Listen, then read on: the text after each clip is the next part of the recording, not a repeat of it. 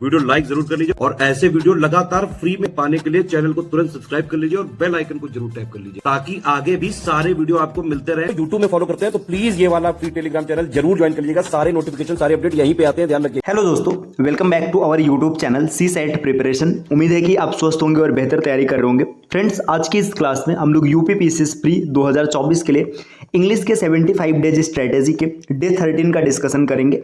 इस क्लास में हम लोग एडजेक्टिव के पहले पार्ट का डिस्कशन करेंगे।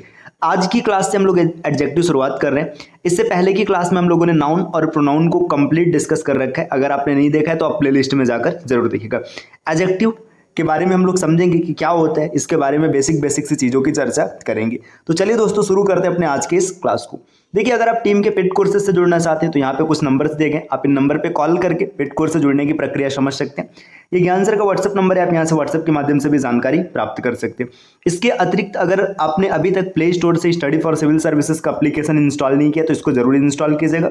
यहाँ से आप पेड कोर्सेज से भी आसानी से जुड़ सकते हैं और साथ ही साथ जितने फ्री इनिशिएटिव्स हैं आप उनका भी लाभ प्राप्त कर सकते हैं। चलिए बढ़ते हैं आगे अपने क्लास की ओर। देखिए, सबसे पहले हम लोग बात करेंगे एडजेक्टिव, है ना। एडजेक्टिव क्या होता है तो इसको हिंदी में कहते हैं विशेषण, है ना। डेफिनेशन की बात करेंगे तो यहाँ पर लिखा है an adjective is a word which qualifies a noun और अ प्रोनाउन। एडजेक्टिव ऐसे शब्द होते हैं जो किसी नाउन या प्रोनाउन को क्वालिफाई करते हैं, मतलब उसकी विशेषता बताते हैं। अब नाउन और प्रोनाउन क्या होता है, इसको आपने पहले के वीडियोज में देख रखा है तो कोई समस्या आपको नहीं होनी चाहिए। देखिए, यहाँ पे कुछ एग्जाम्पल्स लिखा है, जैसे Manu was a brave girl, है ना। देखिए, यहाँ पे मनु की बात करेंगे तो मनु क्या है, मनु नाउन है ना। वाज यहाँ पे हेल्पिंग वर्ब है ना। इसके बाद देखिए, यहाँ पे जो गर्ल है ये एक नाउन है और नाउन की विशेषता बताने का काम कौन कर रहा है, ब्रेव। तो जो ब्रेव है, ब्रेव क्या हो जाएगा, ये एडजेक्टिव हो जाएगा इस सेंटेंस में। यहाँ पर जो ब्रेव वर्ड है ये एडजेक्टिव है, ये किसकी विशेषता बता रहा है, गर्ल की विशेषता बता रहा है। या फिर आप ऐसे कहिएगा कि मनु की विशेषता बता रहा है क्योंकि मनु ही गर्ल है।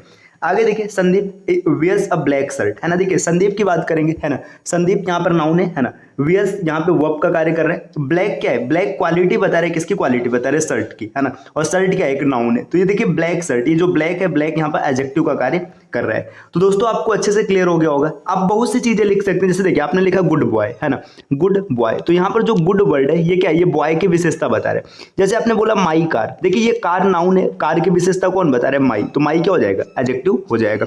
बहुत सी चीजें एक एक करके हम लोग समझेंगे। चलिए दोस्तों, आते हैं नेक्स्ट अगले स्लाइड पर। सबसे पहले हम लोग बात करते हैं एडजेक्टिव को पहचानेंगे कैसे। तो देखिए, यहाँ पे कुछ लिखे गए शब्द, इनको समझिएगा। Adjective use certain suffixes, adjective में कुछ विशेष प्रकार के सफिक्स का यूज किया जाता है। जैसे देखिए ABLE या IBLE, अगर ऐसे सफिक्स लगे तो वो बनने वाला शब्द हमेशा एडजेक्टिव होगा। जैसे कंफर्टेबल, आप अनकंफर्टेबल भी लिख सकते हैं। विजिबल या इनविजिबल, एडोरेबल, है ना। देखिए यहाँ पे लास्ट में ABLE लगा है ना। यहाँ पर भी ABLE लगा है, यहाँ पे IBLE लगा है। तो अगर कभी भी किसी शब्द के अंत में ABLE या IBLE ऐसे शब्द लगे तो शब्द हमेशा एडजेक्टिव बनेगा। जैसे देखिए ALL, है ना। जैसे देखिए एजुकेशनल, है ना। एजुकेशनल की बात करेंगे तो यहाँ पे AL लगा है, ये भी एक एडजेक्टिव है ना। वायरल, यहाँ पर लास्ट में AL है, ये भी एक एडजेक्टिव है ना। ग्रेजुअल, ग्रेजुअल भी देखिए यहाँ पर ये भी क्या है, ये भी एक एडजेक्टिव है। और भी चीजें यहाँ पे आप देख सकते हैं। अगर कभी भी AN शब्द लगा हुआ मिल जाए, शब्द का मतलब सफिक्स मिल जाए, तो वो बनने वाला शब्द भी एडजेक्टिव होता है। जैसे अमेरिकन, है ना, इंडियन, है ना। देखिए यहाँ पे लास्ट में AN लगा है। इसी तरीके से अगर कभी AR लगा हुआ मिल जाए सफिक्स, तो वो भी शब्द क्या होगा, एडजेक्टिव होगा। जैसे सेलुलर, है ना, पॉपुलर, वल्गर, तो ये सब चीजें यहाँ पे एडजेक्टिव का कार्य करते हैं। इसके अतिरिक्त और भी कई चीजें, जैसे देखिए अगर कभी फुल लगा हुआ मिल जाए, जैसे हार्मफुल, है ना, थॉटफुल, हैंडफुल, कुछ भी चीज आप लिखेंगे ये सब एडजेक्टिव बनेगा। इसके अतिरिक्त INE, जैसे बोवाइन, है ना। बोवाइन का मतलब होता है लाइक अ काऊ, है ना, गाय के जैसा। कैनाइन, कैनाइन का मतलब होता है लाइक अ डॉग, कुत्ते के जैसा। तो ये सब हो जाएगा, ये सब क्या होते हैं, एडजेक्टिव होते हैं। ILE, जैसे डोसाइल, है ना, फ्रेजाइल, है ना। लेस की बात करेंगे जैसे केयरलेस, होपलेस, होमलेस, ये सब शब्द है। अस की बात करेंगे जैसे कॉटेस, कॉटेस का मतलब होता है केयरफुल, है ना। जैसे डेंजरस, है ना। इसके बाद जैसे मेलोडोरस, है ना। मेलोडोरस का मतलब होता है गंदी महक वाला। तो ये सब शब्द हमेशा एडजेक्टिव का कार्य करते हैं। और भी कई ऐसे शब्द होंगे, आप धीरे धीरे प्रैक्टिस करेंगे तो प्रैक्टिस के साथ चीजें आपको समझ में आती चलेगी। हाल फिलहाल यहाँ पर जितने भी सफिक्सेस लिखे गए आप इनको एक बार पढ़ लीजिएगा, क्योंकि ज्यादा शब्द यहीं से देखने के लिए मिलते हैं। चलिए दोस्तों, आते हैं अगले स्लाइड पर। अब यहाँ पर समझते हैं थोड़ा सा एडजेक्टिव के प्लेस के बारे में। प्लेस मतलब एडजेक्टिव कहाँ कहाँ यूज किया जा सकता है। अगर प्लेस ऑफ एडजेक्टिव की बात करेंगे तो एडजेक्टिव स्पेशल किसी सेंटेंसेस में दो तरीके से हमें यूज होता हुआ दिखाई देता है। एक नाउन के पहले और एक होता है वर्ब के ठीक बाद। नाउन के पहले मतलब नाउन के ठीक पहले, और वर्ब के ठीक बाद। तो जब कभी भी नाउन के पहले यूज किया जाता है तो उसको एट्रीब्यूटिव कहते हैं। तो ये भी याद रखिएगा, एट्रीब्यूटिव यूज का मतलब होता है नाउन के ठीक पहले एडजेक्टिव का यूज किया जाएगा। वर्ब के ठीक बाद जो यूज होता है उसको प्रेडिकेटिव कहा जाता है। तो इसको भी याद रखिएगा, एट्रीब्यूटिव एंड प्रेडिकेटिव। ठीक, अब बात करेंगे, जैसे देखिए एट्रीब्यूटिव की बात करेंगे, you are a good boy. यहाँ पे देखिए बॉय क्या है, एक नाउन है, नाउन के पहले एडजेक्टिव का यूज किया गया है ना। Ram is the best player, यहाँ पे देखिए प्लेयर लगे है ना, ये एडजेक्टिव, ये नाउन है, नाउन के पहले क्या है, एडजेक्टिव। तो ये सब एट्रीब्यूटिव यूज है। अब प्रेडिकेटिव की बात करेंगे, जैसे सोना इज टॉल, आपने ये टॉल वर्ड लिखा है, देखिए ये वर्ब है, वर्ब के ठीक बाद आया है टॉल, है ना। इसी तरीके से लियो वाज इंटरेस्टिंग, मूवी है लियो, है ना, आपने नाम सुना होगा या देखा भी होगा। तो लियो की बात करेंगे, लियो वाज इंटरेस्टिंग, है ना।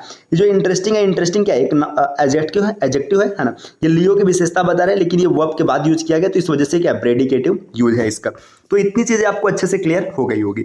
चलिए दोस्तों, आते हैं अगले स्लाइड पे। यहाँ पे दिया टाइप्स ऑफ एडजेक्टिव, है ना। एडजेक्टिव के टाइप की बात करेंगे, तो एडजेक्टिव के टाइप में कई टाइप हैं, हम लोग एक एक करके पढ़ते हुए चलेंगे सबको। तो सबसे पहले है एडजेक्टिव ऑफ क्वालिटी, है ना। हम लोग बात करेंगे एडजेक्टिव ऑफ क्वालिटी, क्वालिटी के बारे में। देखिए सीधी सी बात है, क्वालिटी का मतलब होता है विशेषता। तो ऐसे एडजेक्टिव जो किसी शब्द की या किसी नाउन या प्रोनाउन की विशेषता को बताएंगे, उसको एडजेक्टिव ऑफ क्वालिटी कहते हैं। जैसे देखिए कलर, अब कलर में कुछ भी आ सकता है। जैसे आपने बोला ब्लैक शर्ट, है ना, तो जब आपने ब्लैक बोला तो ये इसके कलर के बारे में बता रहे। जैसे आपने बोला व्हाइट हेयर, है ना, व्हाइट हेयर, है ना। आपने बोला रेड पेन, तो देखिए ये सब ये कलर है, तो एडजेक्टिव ऑफ क्वालिटी है, लेकिन ये कलर के बारे में बता रहे हैं। साइज की बात करेंगे, जैसे साइज में मान के चलिए आपने क्या बोले, जैसे टॉल, है ना, टॉल हो गया, स्मॉल हो गया, है ना, इसके बाद जैसे बिग हो गया, ये सब साइज के बारे में बता रहे हैं। ये सब क्या है, ये सब एडजेक्टिव ऑफ साइज है, मतलब यहाँ पे क्वालिटी ये साइज बता रहे हैं। शेप की बात करेंगे, जैसे आपने लिखा सर्कुलर, है ना, कोई चीज सर्कुलर है। जैसे आपने लिखा रेक्टेंगुलर, रेक्टेंगुलर मतलब आयताकार है। जैसे मान के चले आपने लिखा स्क्वायर, मतलब स्क्वायर हो जाएगा तो क्या हो जाएगा, वर्गाकार हो जाएगा। अब ऑरिजिन, ऑरिजिन का मतलब होता है कहाँ से इसकी उत्पत्ति है। जैसे इंडियन, है ना, आपने बोला इंडियन टी, है ना, इंडियन टी मतलब ऑरिजिन के बारे में बता रहे। चाइनीज, है ना, चाइनीज आपने मान के चले बोल दिया चाइनीज मोबाइल, है ना। जैसे अमेरिकन सोल्जर, तो यहाँ पे ऑरिजिन के बारे में, है ना। मटेरियल मतलब किस पदार्थ का बना है। जैसे मान के चले आपने लिखा वुडन चेयर, वुडन चेयर। ये देखिए आपने लिखा गोल्डन रिंग, तो ये सब देखिए ये आपका पूरा ये एडजेक्टिव ऑफ क्वालिटी के बारे में चर्चा किया जा रहा है। चलिए आगे इसके एग्जांपल्स को हम लोग समझेंगे तो और बेहतर क्लियर होगा। देखिए यहाँ पे कुछ एग्जांपल्स लिखा है, अब एग्जांपल को एक एक करके देखते। देखिए you have a black car, है ना, ये देखिए कार है, कार के कलर के बारे में बताया गया। कलर कैसा है, ब्लैक, तो ब्लैक क्या है, एडजेक्टिव है, एडजेक्टिव ऑफ क्वालिटी, है ना। आपने लिखा है Ram is a good player, यहाँ पे देखिए गुड, है ना, सॉरी फ्रेंड्स, ये बताया गया उसकी क्वालिटी के बारे में। आपने लिखा सोहन इज यंगर, है ना, यहाँ पे यंगर बताया गया, है ना। देखिए box is the square shape, ये स्क्वायर क्या एडजेक्टिव का कार्य कर रहा है। ही इज एन इंडियन, है ना, यहाँ पे देखिए इंडियन, ये ऑरिजिन के बारे में बता रहा है। तो इतनी चीजें आपको अच्छे से क्लियर हो गई होगी, आपको कोई दिक्कत नहीं होगा। चलिए आते हैं नेक्स्ट अगले स्लाइड पर। अगले स्लाइड पर क्या इन्फॉर्मेशन, देखिए order of adjective of quality. अब यहाँ पे ऑर्डर का मतलब क्या है। अब जैसे मान के चलिए एक सेंटेंस है, एक सेंटेंस में एडजेक्टिव ऑफ क्वालिटी के कई टर्म का यूज किया गया। जैसे आपने पीछे देखा कलर था, साइज था, शेप था, एज था। तब क्या करेंगे, तो इसमें ऑर्डर में देखिए सबसे पहले आपको ओपिनियन बताना होता है। ओपिनियन या इसको अपीयरेंस भी कहते हैं कि चीजें कैसी दिखाई दे रही हैं। उसके बाद आपको लिखना है साइज, फिर आगे क्या लिखना है, आगे लिखना है एज, एज के बाद शेप लिखना है, शेप के बाद कलर लिखना है, कलर के बाद ऑरिजिन लिखना है, फिर मटेरियल और सबसे लास्ट में पर्पस लिखना है। इस क्रम को याद रखना है, इससे ना कई बार क्वेश्चंस देखने के लिए मिलते हैं, इस क्रम को आगे पीछे कर देता है और फिर उसके बाद सेंटेंस क्या हो जाता है, गलत हो जाता है। फिर आपको क्या करना है, क्रम को सेट करके सेंटेंस सही करना है। जैसे यहाँ पे एक एग्जाम्पल लिखा है, Suhani has black shiny thick long hair, है ना, मतलब सुहानी के बाल कैसे हैं, काले हैं, चमकदार हैं, मोटे हैं और लंबे हैं। अब देखिए यहाँ पे एक एक करके सब क्रम को सेट करते। देखिए अब यहाँ पर अगर हम लोग देखेंगे, देखिए ब्लैक की बात करेंगे, कलर, है ना, देखिए तो ये कलर है। इसके बाद देखिए कलर से पहले कुछ आ रहा है, देखिए कलर से पहले यहाँ पे देखिए थिक, है ना, थिक मतलब क्या है, इसकी शेप की बात हो रही है। देखिए यहाँ पे थिक है। इसके बाद देखिए लॉन्ग की बात करेंगे तो लॉन्ग इसके साइज की बात हो गई, है ना। इसके बाद साइनी इसका ओपिनियन है। तो देखिए सबसे पहले क्या आएगा, देखिए यहाँ पे साइनी, साइनी मतलब ये ओपिनियन जो आपको दिख रहा है, अपीयरेंस मतलब चमकदार हो जाएगा, है ना।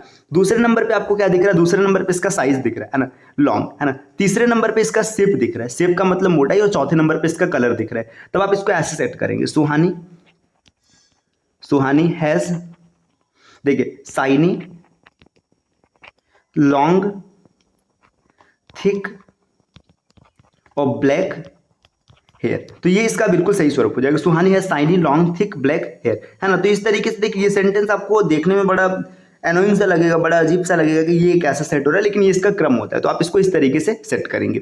चलिए दोस्तों आते हैं नेक्स्ट अगले स्लाइड पर। यहाँ पे देखिए कुछ एग्जांपल दिखा है। Grandma lives in little blue green and white house. देखिए यहाँ पे साइज पहले आ गया, इसके बाद कलर आया। तो आपने पीछे देखा था कि पहले साइज आता है उसके बाद कलर आता है। देखिए अगर आप यहाँ पर देखेंगे, देखिए साइज पहले आ रहा है, कलर बाद में आ रहा है। तो यहाँ पर देखिए क्या डेटा दिया गया, देखिए grandma lives in little, little पहले आ गया, इसके बाद ब्लू ग्रीन एंड व्हाइट, कोई फर्क नहीं, मतलब कलर एक या एक से ज्यादा हो सब चल जाएगा। तो ये सेंटेंस बिल्कुल सही है, ग्रैंडमा लिव्स इन लिटिल। देखिए यही अगर ब्लू ग्रीन पहले कर देता तो सेंटेंस क्या हो जाता है, गलत हो जाता है।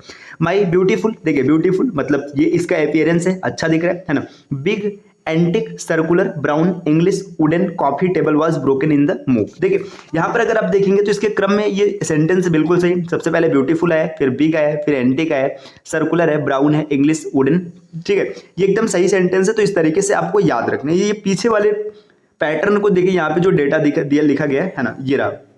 आपको इसे याद करना पड़ेगा कि सबसे पहले किसको सेट करेंगे, उसके बाद किसको सेट करेंगे। अगर ये क्रम आपको याद रहेगा तो आप इसको आसानी से सेट कर लेते हैं, है ना। इसका ट्रिक भी होता है, ओसस कॉम्ब करके लिखा जाता है। तो आप चाहे ट्रिक को याद कीजिए, चाहे जैसे याद कीजिए। देखिए ओसस कॉम्ब का मतलब क्या होता है, यहाँ पे जैसे इसका पहले ओ लिखा गया है ना, फिर एस लिखा गया, फिर ए लिखा गया, फिर एस लिखा गया, COMP। तो ओसस कॉम्प ये ट्रिक भी बनाया जाता है कई बार। तो आप चाहे ट्रिक से याद रखिए, चाहे डायरेक्ट याद रख लीजिएगा, याद रखना आपको है ना। तो इस तरीके से आप इसको सेट कर पाएंगे आसानी से। तो दोस्तों ये क्लास रही एडजेक्टिव की। क्लास आपको कैसी लगी आप कमेंट करके जरूर बताइएगा। और अगर आप इस तरीके से पूरी तैयारी करना चाहते हैं तो आप इस CSAT प्रिपरेशन के यूट्यूब चैनल को जरूर सब्सक्राइब कीजिएगा। इसके अतिरिक्त अगर आप टीम के पेड कोर्सेज से जुड़ना चाहते हैं तो यहाँ पर कुछ नंबर से आप इन नंबर पर कॉल करके प्रक्रिया समझ सकते हैं। ये ज्ञान सर का व्हाट्सअप नंबर है, आप यहाँ से व्हाट्सएप के माध्यम से भी जानकारी प्राप्त कर सकते हैं। चलिए दोस्तों फिर मिलते हैं आपसे नेक्स्ट वीडियो में कुछ नए कॉन्सेप्ट के साथ। तब तक के लिए नमस्कार।